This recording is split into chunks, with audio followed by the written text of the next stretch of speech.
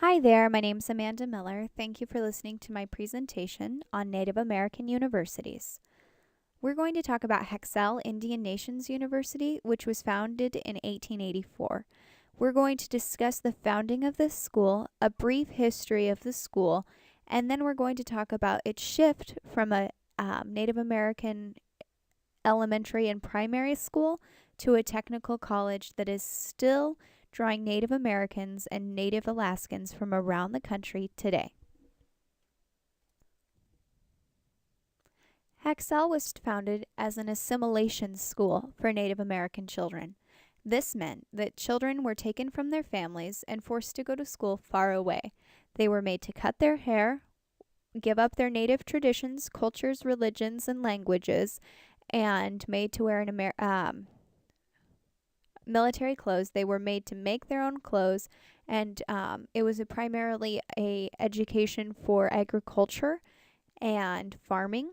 And the Haskell started as a primary school, which they taught grades 1 through 5. As a military school, students were exposed to what was considered the normal, which was a very heavily European influenced style of education.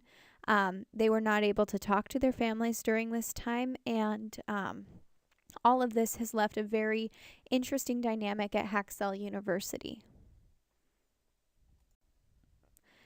The history of Haskell, it began as a land-grant institution to serve members of federally recognized American Indian and Native American nations. This was authorized by Congress, and it was in partial fulfillment of the treaty and trust obligations.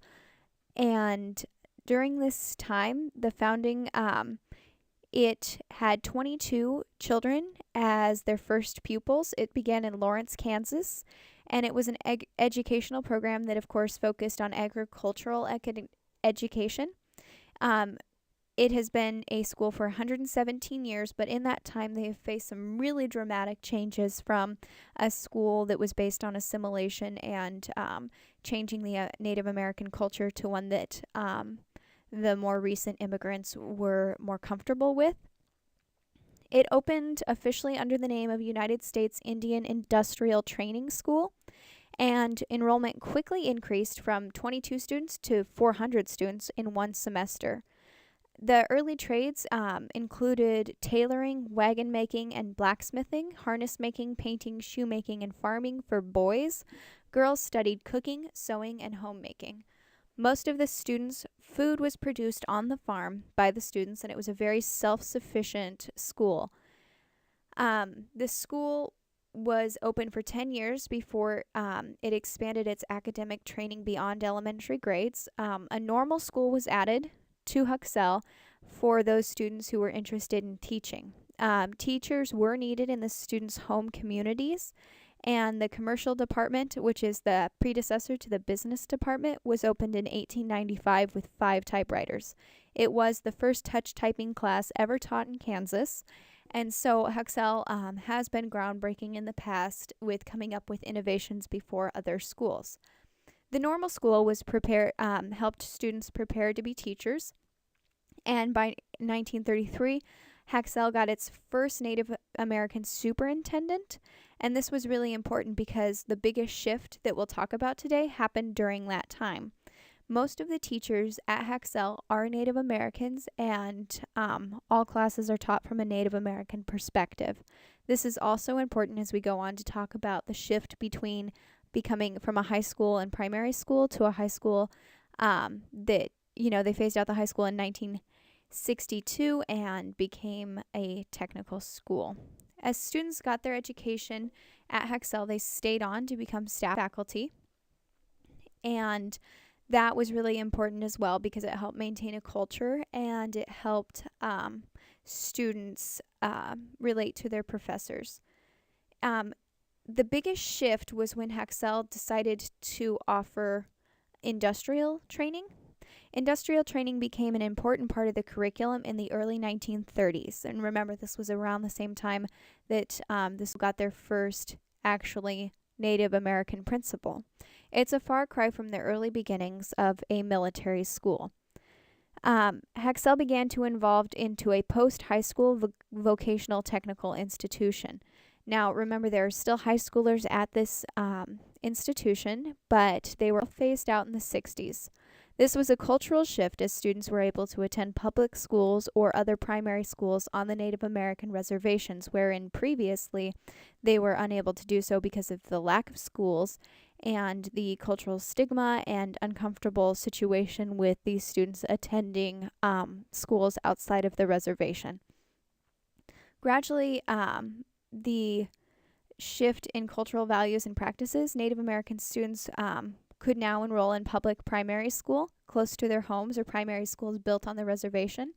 The building of new primary schools and students who are now attending fully public schools shows a change in attitude towards the Native American culture and a growing emphasis on education for young Native Americans.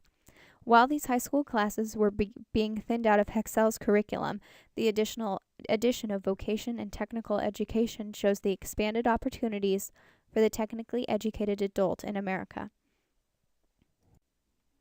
According to the American College and University, modern technology required a more highly educated population. The colleges and universities were called upon to provide trained intelligence that would create, master, and find the terms on which man could live with that technology. The technology boom was one that Haskell took great advantage of.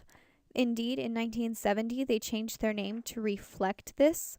In 1970, Haskell began offering junior college curriculum and became Haskell Indian Junior College. They later changed their name to Haskell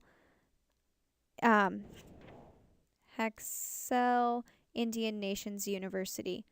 In 1970, this was an important shift. Many students were unable to complete a full education at Haskell, and offering them a variety of coursework that would be immediately applicable in a job is very important. Haskell has traditionally a very high dropout rate, and so when students attend classes at Haskell, their main purpose is to get an education that will be immediately useful in a career. And Haskell has met that need by offering more technology-related courses and vocational education.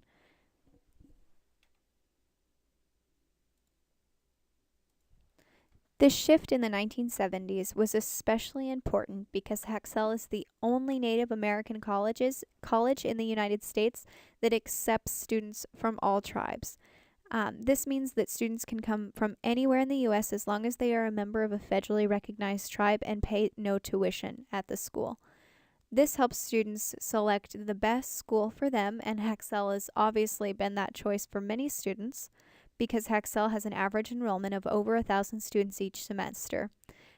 Students are a very diverse population, and the change in the 1970s that allowed students more of a technical and vocational education has helped them graduate from Haskell and go into the workforce with a degree that's not only recognized, but one that they can use and they enjoy learning, because most of the staff and all of the classes are taught from a Native American perspective. This is very important to the Native American culture and heritage as we usher in the 21st century, that students are able to attend a school, learn about their culture and their history, as well as skills that will be immediately applicable in the 21st century. Haskell did start as an assimilation school. Students were torn from their families and forced to go to primary school now at the university. But since that time, Haskell has changed several times. Their name has changed several times, and the type of student attending the school has also experienced an evolution. Students are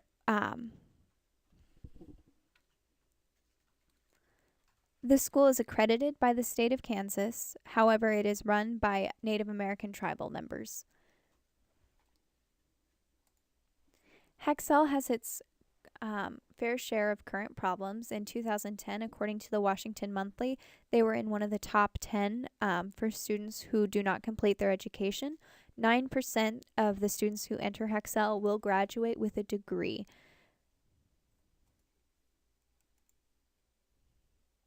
So today we covered Haskell's founding as a military and assimilation school, its first beginnings as a technical and vocational school while still a high school, And then the big shift in 1970 when they became just a technical and vocational school.